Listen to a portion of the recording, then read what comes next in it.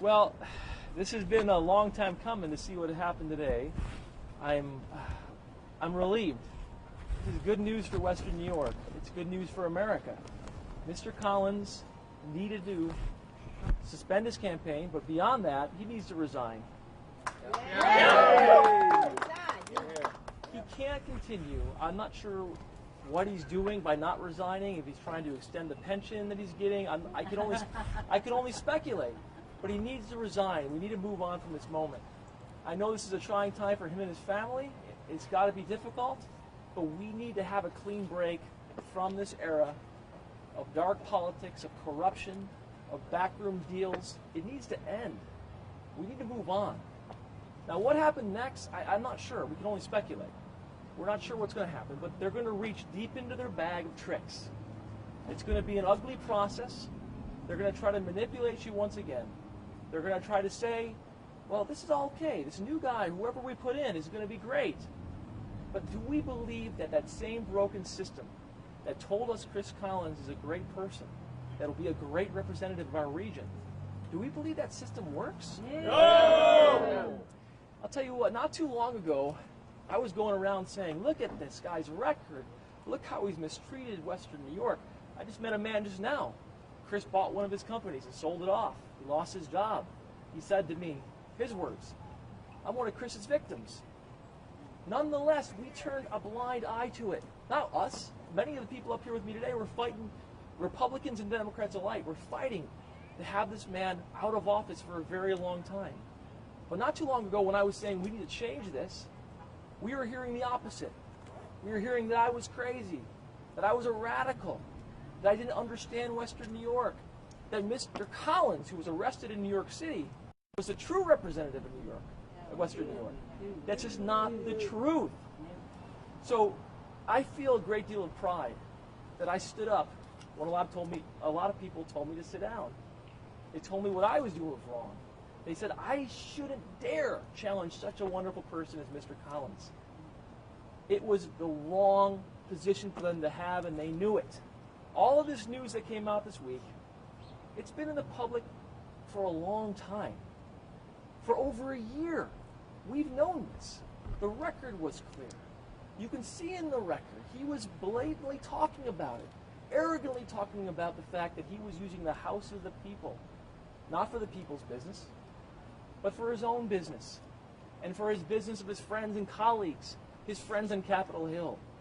That's not how America is supposed to work. Clearly, the system is broken.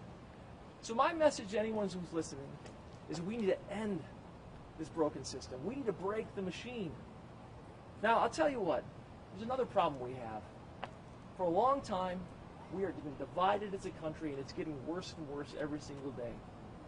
Democrats are supposed to hate Republicans, and Republicans are supposed to hate Democrats. But we all know that's not how it works in our homes. We have Republicans and Democrats eating at the same dinner table every day in America. Am I right? Yes. We have people that work together every day who are Democrats and Republicans. This is not a country of two warring camps. We're a country of good people. We're a country of people that work together, that build things together, that made this country great. What makes America great? It's all of us. It's not one party or the other party.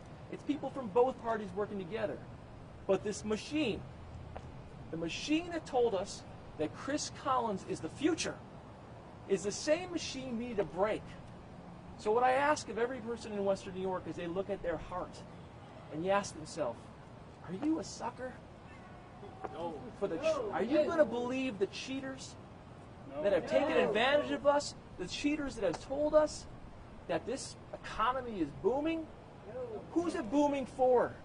All right, listeners out there right now, is it booming for you? Or is it booming for Chris Collins and his cronies and his friends and the party bosses who celebrated him just a few days ago? I want to ask you one more thing. Is it right that these same party bosses who betrayed your trust should have the opportunity to force on us some other alternative, to hit the reset button, to take a mulligan and say, hey, everything we said about Chris Collins, forget it. It's all good.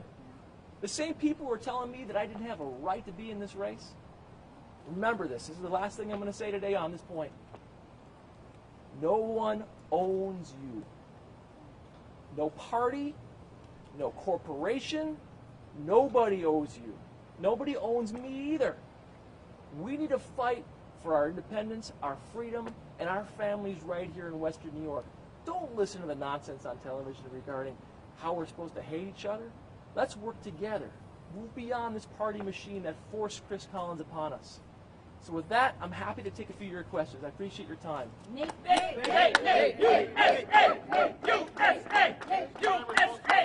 Most voters in that district are Republicans, and they're replacing with another candidate. It's not Collins that they're voting for.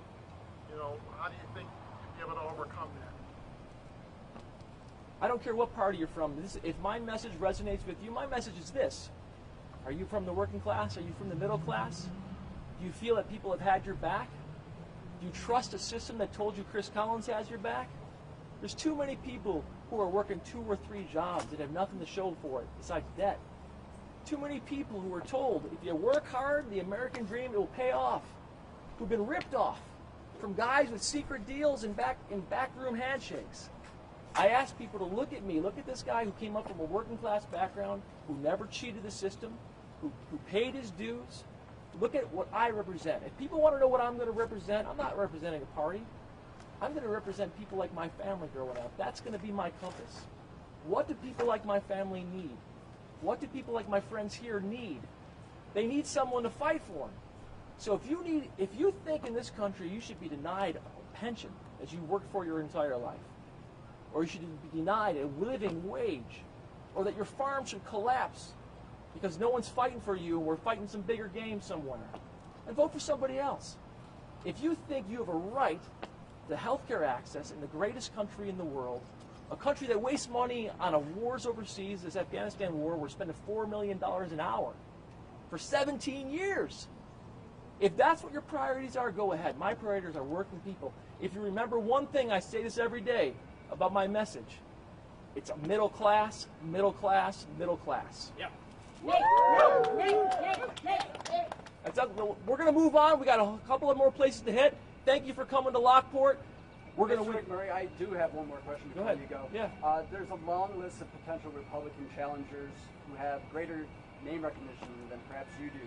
Stefan Mahailu, Rob Orr, Lynn Dixon, Senators Gallivan, DiPietro, maybe even David Ballavia from the radio. Do you believe that you can overcome somebody who's just getting into the race? I hope if it's possible for them to get the race. Well, first of all, I don't know what they're doing. That's up to them. I know we had a process where we went through 8 counties. We had multiple people, multiple candidates nights on our side of it. It was a miserable process, but we did the right thing. We went through that process. Whoever comes against me in this race, whether it's Mr. Collins or some other person, I want you to ask them. When I was getting hammered for going after Christopher, what were they doing? They were going to parties with him. They were taking pictures with him. They were celebrating this man. That system produced a terrible candidate. 2 of them, by the way. We've had the 2 last candidates from that system have both resigned. We need to change this system. We need to have new voices. Maybe you're right. I'm not as established as the other characters. But guess what? I'm going to be fighting from my heart and not for a system that supports me and I own debts to. I don't kiss rings and nobody owns me. Thank you, guys. Thank you so much. Thank you for coming out, everybody. Not indicted. I do.